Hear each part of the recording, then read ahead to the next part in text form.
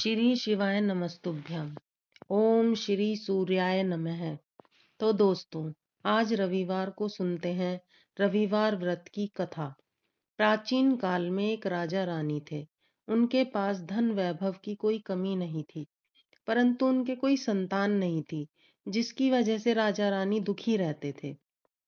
संतान प्राप्ति के लिए उन्होंने जप तप दान हवन सब कुछ करके देख लिया था, परंतु इससे उनका कोई फायदा नहीं हुआ। दोनों को चिंता सताने लगी, क्योंकि वो अब वृद्ध हो रहे थे। उनको ये लगने लगा था कि अब हमारे राज्य को कौन संभालेगा, प्रजा की देखभाल कौन करेगा। इसी चिंता में उन्हें खाने पीने की भी सुध नहीं रहती थी, और वे अंदर ही अंदर घुट रहे थे। इसी तरह दिन बीतने लगे। एक दिन सुबह दरबार में एक साधु आए, तो दासी रानी को बताने के लिए महल में गई और कहा कि एक साधु आए हैं, आप उनको दान दक्षिणा दे दो। तब रानी ने कहा कि ये मेरा अंतिम दान धर्म होगा, इसके बाद मैं किसी को भी कुछ नहीं दूंगी। फिर रानी चावल से भरा हुआ छाछ लेकर साधु की झोली में डालने के लिए आई। रानी के चेहरे की उदासी देखकर साधु ने पूछा, रानी, आपके चेहरे पर मुस्कान की जगह उदासी क्यों है? इसका क्या कारण है? इतना सुनते ही रानी रोने लगी और उसने रोते हुए अपनी उदासी का कारण बताया। उसकी बातें सुनकर साधु गंभीर हो गया और कहने लगा कि रानी, आपको पुत्र की प्राप्ति तो अवश्य होगी, किंतु वह आपको मात्र 14 वर्ष तक ही मिल पाएगा। इससे ज्यादा उसकी आयु नहीं लिखी है। बस इससे ज्यादा मैं आपके लिए और कुछ नहीं कर सकता। इतना कहकर उसने अपनी झोली में से भभूत निकालकर रानी को देते हुए कहा कि आप और महाराज दोनों बांट कर इसे ग्रहण कर लेना। जल्दी ही तुम्हें पुत्र की प्राप्ति होगी। फिर वह साधु अंतर्ध्यान हो गया। साधु के जाने के बाद रानी सोचने लगी कि यदि पुत्र होता है तो वह मुझे सिर्फ 14 साल तक ही जीवित मिलेगा, तो क्या मुझे यह भभूत नहीं खानी चाहिए? रानी असमंजस में पड़ गई कि अब वह क्या करे और क्या नहीं। अंत में उसने यही निर्णय लिया कि यदि पुत्र 14 साल तक भी जीवित रहेगा तो उसके पास ही। इतने समय में वह पुत्र को खूब प्यार दुलार और लाड़ करेगी। जब राजा अपना राजकाज समाप्त करके पास आया, तो रानी ने साधु से संबंधित सारी बात राजा को बताई और साधु द्वारा दी गई भभूत दिखाकर कहा कि साधु महाराज ने यह भभूत हम दोनों को ग्रहण करने के लिए दी है। राजा ने कहा कि इतना दान धर्म और पुण्य हवन करने के बाद भी जब संतान की प्राप्ति नहीं हुई, तो इस भभूत से क्या ही होगा। तो रानी ने कहा कि हम ये भभूत ग्रहण करके देख लेते हैं, जो होना होगा वह हो जाएगा। राजा को अब किसी चीज पर विश्वास नहीं था, परंतु रानी को दुख ना पहुंचे इसलिए वह राजी हो गया। फिर राजा रानी नहा धोकर भगवान का स्मरण करके अपने पुरखों का ध्यान करते हुए वह भभूत खाकर सो गए और निश्चिंत होकर रह बैठ गए। कुछ दिन पश्चात साधु के कहे अनुसार रानी गर्भवती हो गई। राजा रानी की खुशी का कोई ठिकाना नहीं रहा। धीरे धीरे करके 9 महीने बीत गए और रानी ने एक पुत्र को जन्म दिया। राजा ने धूमधाम से उसका नामकरण किया। राज्य में कई दिन तक उत्सव चलता रहा। उसकी जन्म कुंडली दिखाने के लिए राजा ने सबसे बड़े विद्वान पंडित को बुलाया। कुंडली देखकर पंडित जी चिंतित हो गए और कहने लगे कि हमारा राजकुमार तो 14 वर्ष तक ही हमारे पास रहेगा। राजा रानी को साधु की बात याद आ गई, तो वे दोनों चुप रह गए, क्योंकि उन दोनों को तो पता था कि ऐसा ही होगा। दोनों ने मिलकर राजकुमार की परवरिश बहुत ही प्यार से करी। जब राजकुमार 7 वर्ष का हो गया, तो राजा उसके लिए गुरुजी की नियुक्ति करते हैं, जो उसे पढ़ाई लिखाई घुड़सवारी आदि कलाओं में पारंगत किया। 12 वर्ष की उम्र तक वह सब शास्त्र और शस्त्र कलाओं में पारंगत हो गया। तो राजा ने एक अच्छी सी राजकुमारी खोजकर उसका विवाह कर दिया। देखते ही देखते 2 साल और बीत गए। उसका बेटा 14 साल का हो गया। एक दिन राजकुमार ने राजा से कहा कि पिताजी, मैं राज्य में भ्रमण करना चाहता हूँ, क्योंकि मैंने इस महल के सिवा कुछ नहीं देखा है। यह सुनकर राजा चिंता में पड़ गया, क्योंकि राजकुमार को 14वां साल शुरू हो गया था। राजा को एहसास हो गया था कि कोई अनहोनी होने का वक्त आ गया है, लेकिन राजा ने उसे नहीं बताया, क्योंकि उसके पुत्र को दुख होता। इसलिए राजा ने अपने मन पर पत्थर रखकर उसे आज्ञा दी कि तुम राज्य में घूम कर आओ, लेकिन एक बात याद रखना कि तुम कहाँ जा रहे हो, क्या कर रहे हो, ये बात अपनी पत्नी को कभी भी नहीं बताना। तब पुत्र ने कहा कि पिताजी, जैसा आप कह रहे हैं मैं वैसा ही करूंगा। राजकुमार दिन भर अपनी पत्नी के साथ रहता है, खुशियां मनाता है और रात में 12 बजे उठकर बाहर चला जाता है और फिर सुबह होने से पहले अपने महल में आकर वापस सो जाता है। ऐसा बहुत दिनों तक चलता रहा। उसका 14वां साल खत्म होने में कुछ ही दिन बाकी थे।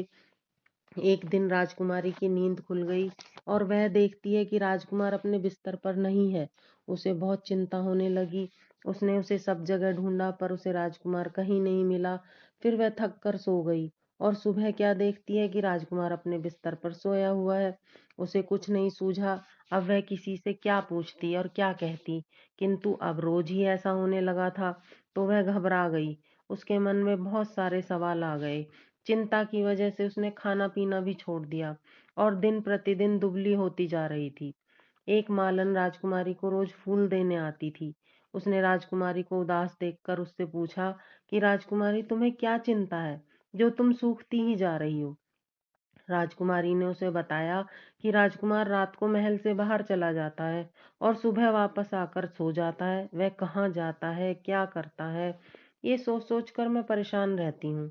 मालन अब सब कुछ सुनकर उसे उपाय बताने लगी कि तुम आज रात को ऐसा करना, सोना मत, उसके पीछे जाकर देखना कि वह कहाँ जाता है, क्या करता है। राजकुमारी ने कहा कि अगर मुझे नींद आ गई तो मैं क्या करूंगी। तब उस बुढ़िया ने कहा कि तुम्हें नींद ना आए इसके लिए तुम ऐसा करना, हाथ की उंगली में एक जख्म कर लेना और उस पर मिर्च छिड़क लेना। उस पीड़ा की वजह से तुम्हें नींद नहीं आएगी। राजकुमारी ने बुढ़िया की कहे अनुसार सब किया। कुछ समय तो पीड़ा की वजह से उसे नींद नहीं आई, परंतु बाद में वह सो गई। सुबह बुढ़िया उसे फूल देने आई तो राजकुमारी से पूछा कि क्या रात को तुम्हें पता लगा कि राजकुमार कहाँ जाता है। राजकुमारी ने कहा कि नहीं अम्मा, मुझे तो नींद आ गई थी। बुढ़िया ने कहा कि कोई बात नहीं, आज रात को तुम ऐसा करना कि जख्म थोड़ा गहरा करना और मिर्च भी ज्यादा लगाना, उसकी वजह से तुम्हें नींद नहीं आएगी और तुम उठकर राजकुमार का रास्ता रोक लेना और फिर राजकुमार से ही पूछना कि तुम कहाँ जाते हो, क्या करते हो। रात को राजकुमारी ने वैसा ही किया जैसा बुढ़िया ने बताया और राजकुमार का रास्ता रोककर उससे पूछने लगी कि तुम कहाँ जा रहे हो। राजकुमार ने उसे समझाने की बहुत कोशिश की और कहा कि अगर मैंने तुम्हें बता दिया तो मैं फिर कभी वापस नहीं आ पाऊंगा। राजकुमारी ने कहा कि कोई बात नहीं, पर मुझे जानना है कि तुम रात को कहाँ जाते हो। अब राजकुमार ने सोचा कि जो हो रहा है हो जाने दो। ऐसा सोचकर उसने कुछ चावल को मंत्रों से सिद्ध किया और फिर अपनी पत्नी को देकर कहा कि इन चावल के दानों की हाथ की मुट्ठी बनाकर पकड़ लेना, दोनों हाथों में आधे आधे रख लेना। पहले दाएं हाथ के चावल मेरे ऊपर फेंकना तो तुम्हें पता लग जाएगा कि मैं कौन हूँ। उसके बाद में बाएं हाथ में पकड़े हुए चावल मेरे ऊपर फेंक देना, फिर मैं जैसा हूँ वैसा ही हो जाऊंगा और तुम्हें मिल जाऊंगा। लेकिन ध्यान रखना कि तुम बाएं हाथ के चावल अगर फेंकना भूल गई तो मैं तुम्हें कभी नहीं मिल पाऊंगा। ऐसा कहकर राजकुमारी को उसने चावल पकड़ा दिए। राजकुमारी ने बड़े आत्मविश्वास से कहा कि हाँ ठीक है, मैं नहीं भूलूंगी। और ऐसा कहकर उसने दाएं हाथ के चावल पति के ऊपर फेंक दिए। अब तो राजकुमार तुरंत एक सफेद रंग के घोड़े में बदल गया। राजकुमारी भौचक्की होकर उसे देखती ही रह गई और जो पति ने कहा था कि बाएं हाथ के चावल मेरे ऊपर फेंक देना, वह भूल गई और इतनी देर में ही तो घोड़ा महल से बाहर चला गया। अब राजकुमारी को बड़ा पश्चाताप हुआ। सुबह राजा को पता लगा तो वह बीमार पड़ गए और देखते ही देखते उन्होंने बिस्तर पकड़ लिया। इसी तरह 6 महीने बीत गए। राजकुमार का कुछ पता नहीं लगा। एक दिन राजकुमारी ने सोचा कि क्यों ना मैं ही अपने पति को ढूंढने के लिए जाऊं और ऐसा सोचकर राजकुमारी ने राजा से कहा कि वह अपने पति को ढूंढने जाना चाहती है। तो राजा ने उसे आज्ञा दे दी।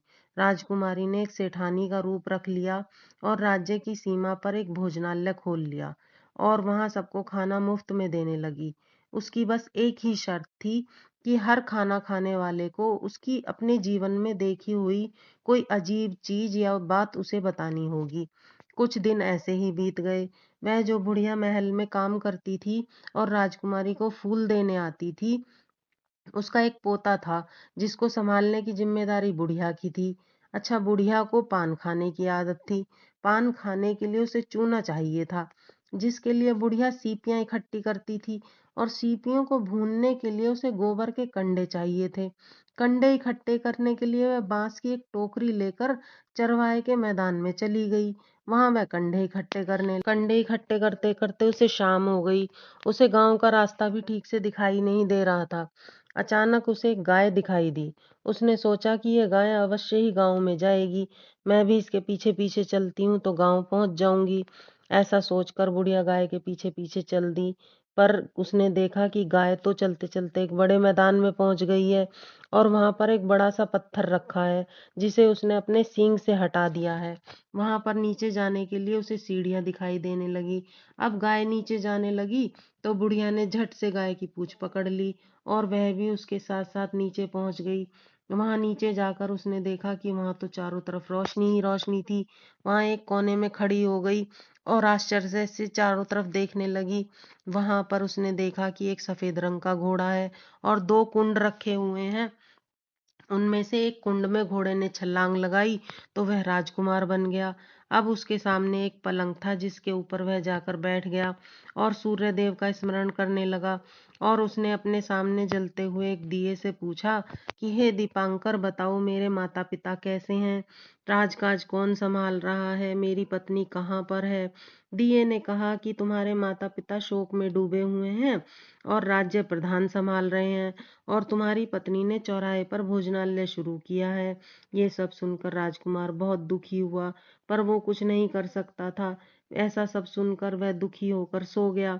अब बुढ़िया कोने में खड़ी सब देख रही थी। पूरी रात ऐसे ही बीत गई।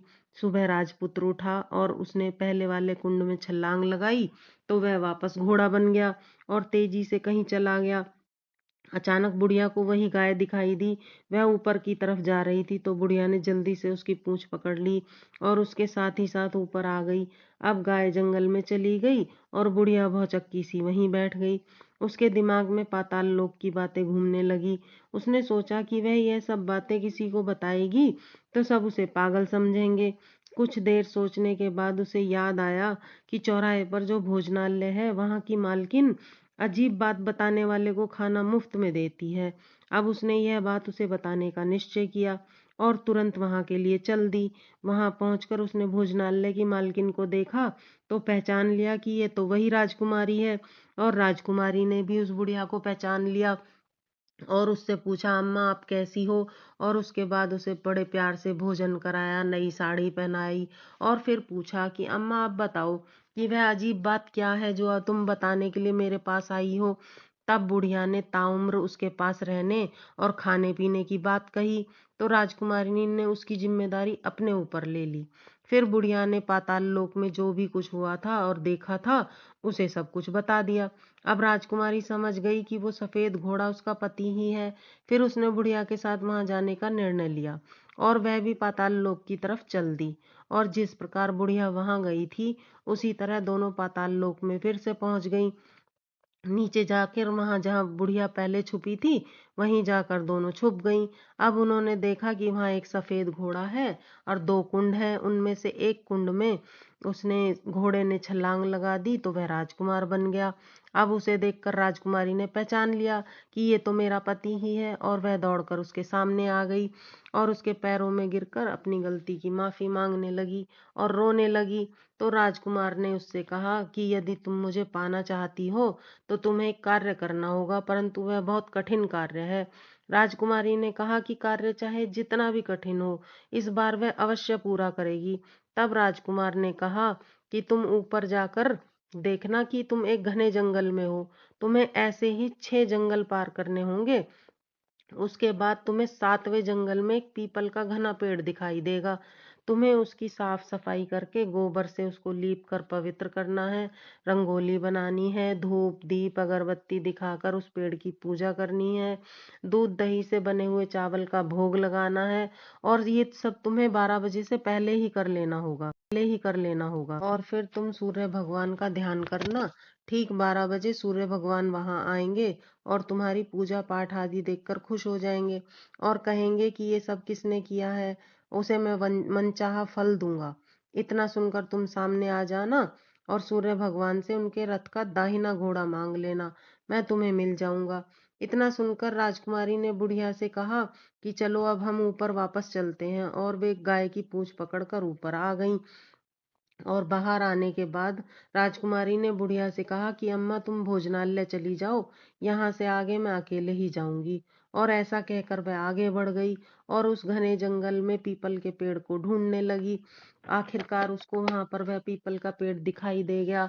वहां पर उसने साफ सफाई की और धूप दीप अगरबत्ती जलाकर पूजा की, फूल और फल चढ़ाए, दूध और दही से बने हुए चावल का भोग लगाया, और फिर जैसा जैसा पति ने बताया था वैसा वैसा ही सब काम करके उसी के अनुसार सूर्य भगवान का स्मरण करने लगी। ठीक 12 बजे सूर्य भगवान वहां आ गए और वहां पर साफ सफाई और सुगंधित वातावरण देखकर खुश हो गए और कहने लगे कि जिस किसी ने भी ये सब किया है मैं उससे अत्यंत प्रसन्न हूँ और उसे मनचाहा वरदान दूंगा। इतना सुनते ही राजकुमारी भगवान के सामने आ गई और प्रणाम करके उनके चरणों में बैठ गई। सूर्य भगवान ने आशीर्वाद दिया और कहा कि बेटी कहो तुम क्या मांगना चाहती हो। तब राजकुमारी ने कहा कि भगवान यदि आप मुझ पर प्रसन्न हैं तो अपने रथ का दाहिना घोड़ा मुझे दे दें। अब भगवान असमंजस में पड़ गए और कहने लगे कि पुत्री ये घोड़ा तो मैं तुम्हें नहीं दे पाऊंगा, तुम्हें और जो कुछ भी चाहिए मांग लो। लेकिन राजकुमारी ने अपनी हट नहीं छोड़ी और हार कर सूर्य भगवान को अपने रथ का घोड़ा देना ही पड़ा। राजकुमारी बहुत खुश हुई। घोड़े ने पाताल लोक में जाकर उस कुंड में स्नान किया तो वह राजकुमार बन गया और रोते हुए राजकुमारी को गले लगा लिया और कहा कि मुझे सूर्य देव ने घोड़े के जन्म से मुक्त कर दिया है और आज से हमारे सारे दुख दर्द कष्ट सब दूर हो गए हैं। और फिर वह वापस भोजनालय गए और वहां से बुढ़िया को साथ लेकर राजमहल में आ गए। उनके आने का समाचार सुनकर वृद्ध राजा रानी बहुत खुश हुए और उन्हें अपने गले लगा लिया। अब राजा ने राजकुमार को सिंहासन सौंप दिया और सभी खुशी खुशी रहने लगे और सूर्य भगवान की जय जयकार करने लगे। बोलो सूर्य देव भगवान की जय। अगर आपको ये वीडियो पसंद आई हो तो लाइक व सब्सक्राइब अवश्य करें और कमेंट में सूर्य भगवान का जयकारा अवश्य लगाएं।